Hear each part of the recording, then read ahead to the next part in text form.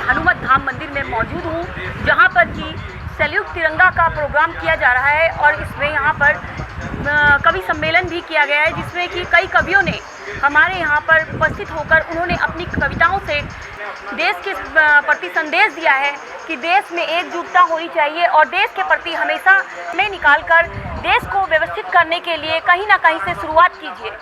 धन्यवाद। मंच की ओर आ जाए, किया जा रहा है। बहुत बहुत इसी क्रम को आगे शहीद भीम सिंह जी के बेटे सिद्धार्थ पुंडीर जी। सिद्धार्थ पुंडीर एक युवा है, नौजवान है, स्मरण होगा।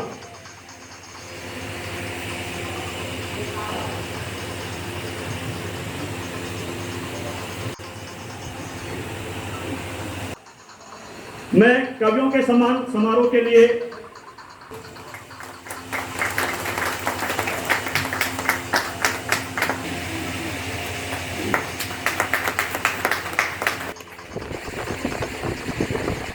श्रीमती सरस्वती सोमयाल जी का दायिनी कल्याणी माँ, हम आ गए द्वार तिहारे, करो पूर्ण काज हमारे, करो पूर्ण काज हमारे। उनकी धर्मपत्नी यहाँ पर कवि चंद्र सिंह जी और हमारे बीच में जिन्होंने कारगिल का युद्ध लड़ा, श्रीमान कौशल गुप्ता, श्रीमती शीला चौहान जी, हमारी संगठन की संरक्षक सरिता कंडियाल जी, हमारी प्रदेश श्री पोखरियाल जी, हमारे विकास नगर के नगर अध्यक्ष नवनीत गोयल जी, हमारे संगठन के देहरादून के महानगर उपाध्यक्ष पंकज धीमान जी, चारों हमारे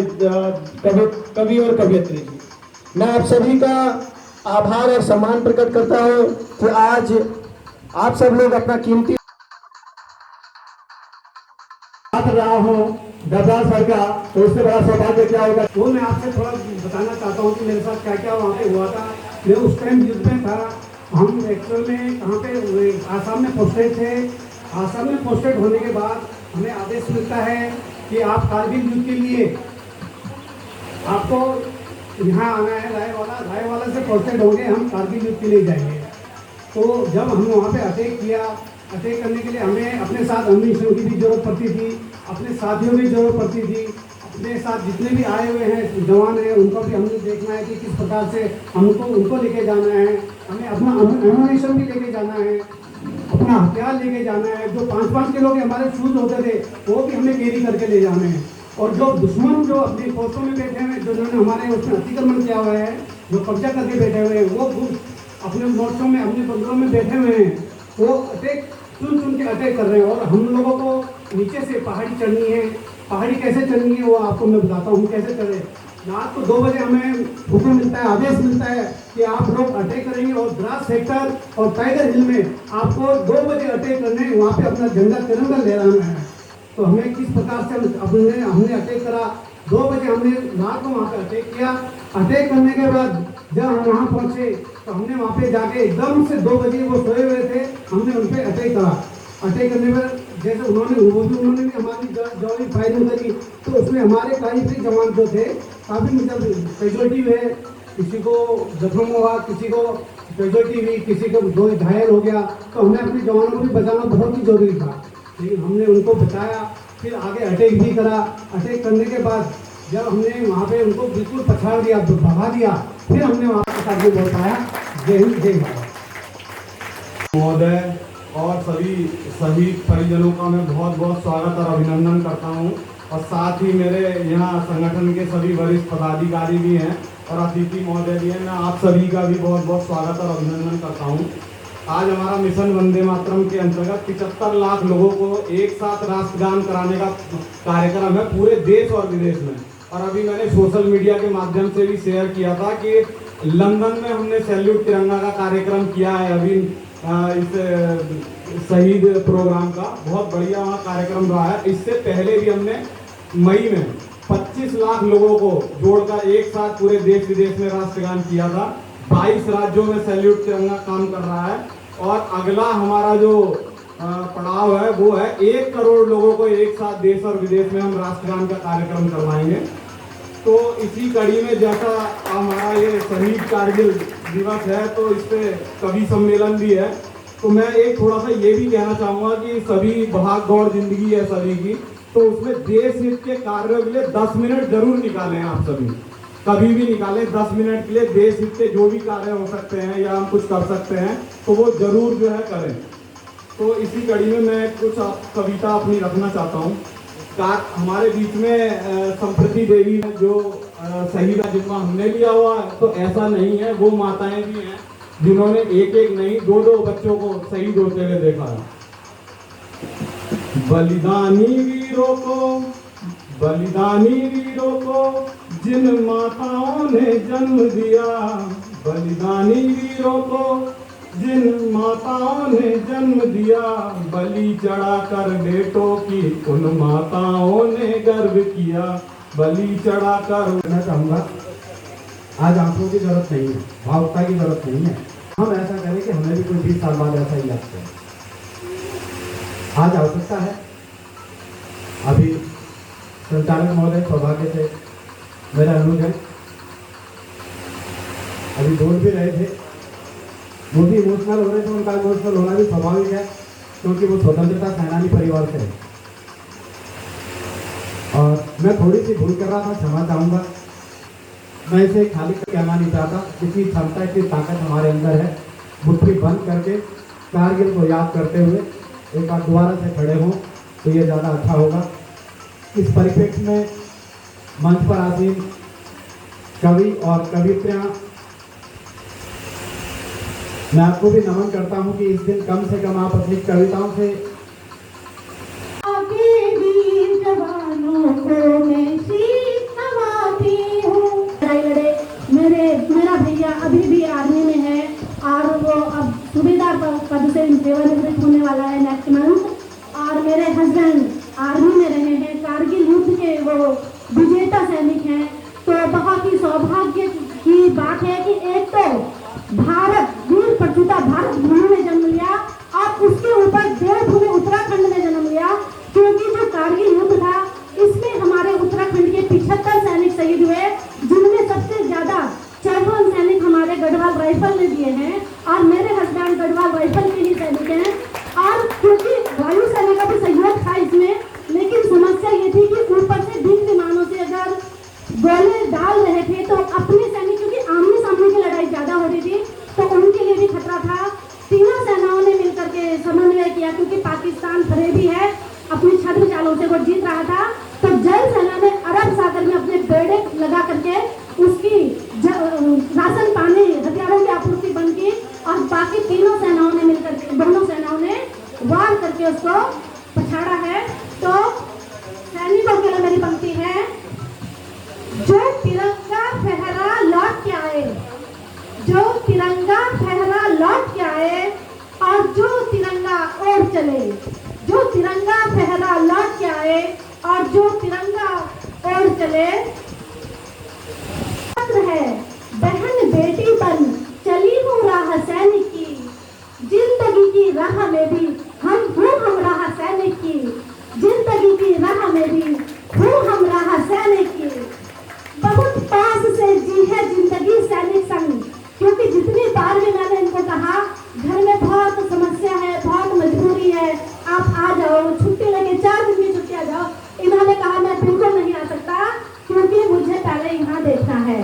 तो बहुत पास से जी है जिंदगी सैनिक संग, मातृभूमि ही होती है पहली चाह सैनिक की, मातृभूमि ही होती है पहली चाह सैनिक।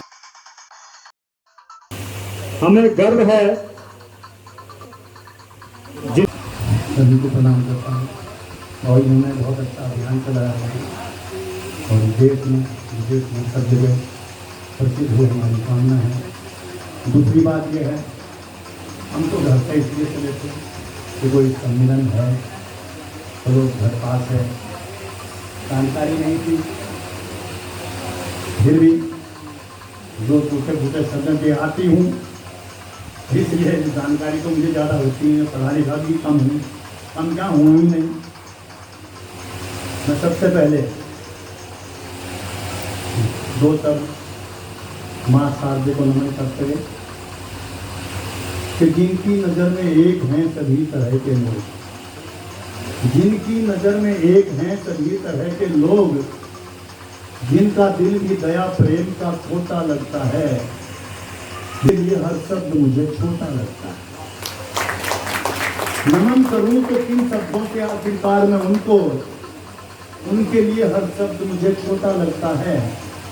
न जानू प्रणाम की भाषा, न नमस्कार का ज्ञान मुझे, न जानू प्रणाम की भाषा, न नमस्कार का ज्ञान मुझे, न जानू मैं लिखना पढ़ना, न शब्दों की पहचान मुझे। और ऐसी भावना दे दो शारदे, इतना दे दो ज्ञान मुझे, जहाँ भी जाऊँ जिधर भी जाऊँ बस लोग कहें इंसान मुझे, जहाँ भी जाऊँ बस लोग कहें इंसान मुझे।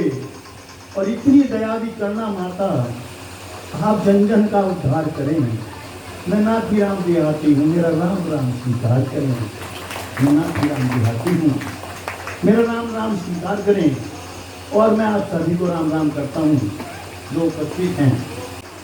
हर कोई तिकोना समझता नहीं होता, हाल में साथ अभी तक गिले हुए हैं, क्योंकि इस सिक्के में साथियों 100 नए पैसे मिले, क्योंकि इस सिक्के में साथियों 100 नए पैसे मिले हुए हैं। कुछ पैसे हिंदू मुस्लिम हैं और कुछ सिख ईसाई हैं। जितने भी पैसे हैं इसमें सारे भाई भाई हैं। कुछ नेपाली, कुछ गढ़वाली, कुछ मद्रासी, कुछ जात पात है अलग अलग। कुछ पैसे मद्रासी हैं लेकिन जात पात है अलग अलग, लेकिन सब भारतवासी। जात पात है अलग अलग लेकिन सब भारतवासी हैं। और फिर भी कुछ गद्दार देश में आग लगाना चाहते हैं। उनकी हिम्मत नहीं है। हिम्मत तब हो जाती है जब मेरा भाई मेरा दुश्मन बन जाता है। फिर भी कुछ गद्दार देश में आग लगाना चाहते हैं। इस 1 रुपए की सिक्के की पंजी बनाना चाहते हैं। हमने कुछ घर के भेदी हैं जो घर का भेद बताते हैं। क्या सिखवा दे गानों से, अपने ही लंका गाते हैं। दाने दाने पे लिखा है खाने वाले का नाम, खाने वाली सारी दुनिया, खिलाने वाले प्रभु राम। दाने दाने पे लिखा है खाने वाले का नाम, दाने दाने पे लिखा है खाने वाले का नाम। खाने वाली सारी दुनिया, खिलाने वाले प्रभु राम। दाने दाने पे लिखा है खाने वाले। काटे कोई करे रखवाली, कोई बोए कोई काटे कोई करे रखवाली। और जिसने ढोया खेत उसी की ठंडी दिवाली। जिसने ढोया खेत उसी की ठंडी दिवाली। और जिसने भरे गोदाम उसी का तवा करे आराम। दाने दाने पे लिखा है, दाने दाने पे लिखा है खाने वाले का नाम। भोजन करने जब बैठा रोटी में मक्खियों का जोड़ा। भोजन करने जब बैठा रोटी में मक्खियों का जोड़ा। वो रोटी कुत्ते को डाली तो कौवा लेके दौड़ा। वो रोटी कुत्ते को डाली तो कौवा लेके दौड़ा। और कौवे के भी चोट से गिर गई तो चूहा कर गया काम। दाने दाने पे जो लंगर करवाए उसका नंबर बाद में आए। केवल 2 पूरी ही बेचारा बिन सब्जी के खाए। केवल 2 पूरी ही बेचारा, अगर उसने पहले खा के बैठ गया ना कि चलो पूजा तो करवाई दी, अब खा लो भूख लगी, तो वो भंडारा सार्थक नहीं हो सकता। उसे तो बाद में ही खाना है सबसे, इसलिए भंडारा वही है। पहले खा के बैठ गया वो नहीं भंडारा होता, भंडारा गया। जो लंगर करवाए उसका नंबर बाद में आए।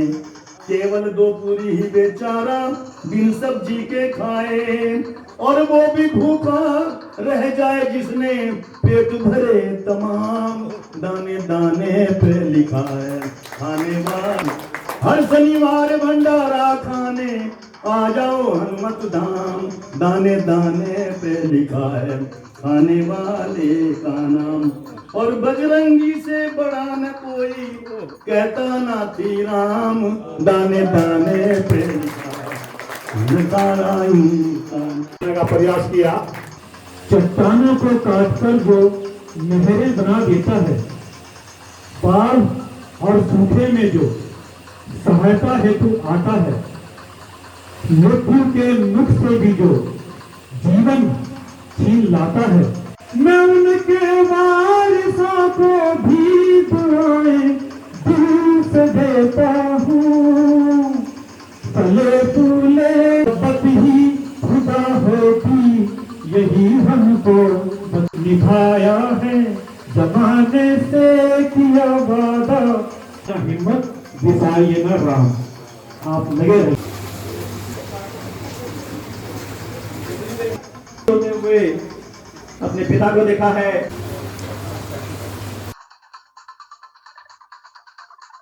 सर, आज कारगिल विजय दिवस पर तिरंगा सैल्यूट तिरंगा के द्वारा आप प्रदेश अध्यक्ष से आपके नेतृत्व में ये कार्यक्रम किया जा रहा है।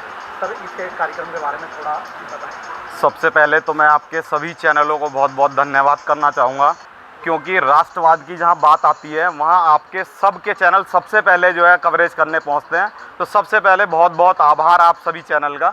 और मैं ये बताना चाहूँगा कि जो सैल्यूट तिरंगा संगठन है ये राष्ट्रवादी संगठन है, राष्ट्रीय संगठन, और ये पूरे देश में ही नहीं विदेश में भी जो है पूरी राष्ट्रवाद की अलग जगह रहा है संगठन।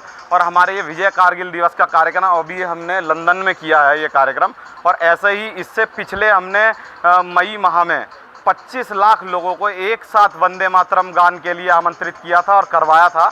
और इसी तरीके से अब हमने 26 जुलाई का हमारा कार्यक्रम है जो हमने आज किया है, इस पे हमने 75 लाख लोगों को एक साथ राष्ट्रगान हमने पूरे देश में करवाया है। और आगे हमारा जो लक्ष्य है वो 1 करोड़ लोगों को एक साथ एक मंच पर राष्ट्रगान करवाने का है। और ये हमारा मिशन जो है ये चलता रहेगा, और इसी के साथ जो है यही सब चीज़ें हैं। सर, बहुत कम समय में सैल्यूट तिरंगा के द्वारा देश ही नहीं विदेशों में बड़ा नाम हुआ है और बड़े काम किए हैं, जिसके लिए आपको जो है प्रदेश स्तर पे, राष्ट्रीय स्तर पे सम्मानित भी किया गया। क्या कहेंगे सर? देखिए, सबसे पहले मैं आभार व्यक्त करना चाहूँगा हमारे राष्ट्रीय जो संगठन है उसके संरक्षक महोदय सांसद मनोज तिवारी जी हैं, और श्याम जाजू जी हैं, राष्ट्रीय नेता हैं भारतीय जनता पार्टी के, और बहुत सारे बड़े नेता हैं जो हमारे साथ जुड़े हुए हैं। वो दिन रात राष्ट्रवाद की भावना को लेके लोगों को जोड़ने का जो कार्यक्रम चला रखा है, उसी कार्यक्रम को मैं उत्तराखंड में जो है पूरे जोर शोर से जो है बढ़ा रहा हूँ। और मैं ये आपके चैनल के माध्यम से निवेदन करना चाहूँगा कि जितने भी लोग यहाँ उपस्थित हैं या जो भी आपके चैनल के माध्यम से सुन रहे हैं, वो कुछ समय राष्ट्रवाद के लिए, देशभक्ति के लिए, देशभक्ति की भावना को लेकर ज़रूर कुछ ना कुछ अपना समय निकालें, क्योंकि व्यस्तम जीवन है, तो इसमें थोड़ा समय राष्ट्रवाद के लिए ज़रूर निकालें। ये बहुत ज़रूरी है आज के समय के लिए। सर, कारगिल विजय दिवस है आज, उनके सम्मान में जी शहीद हुए हैं, क्या हमारे बीच में कारगिल में जो शहीद हुए हैं, स्क्वाड्रन लीडर राजीव पुंडीर जी, उनके भाई रोहित पुंडीर जी हमारे बीच में उपस्थित है। मैं बहुत बहुत आभार व्यक्त करता हूं, और जिन शहीदों ने देश के लिए शहादत दी है उनको हमारा संगठन नमन करता है।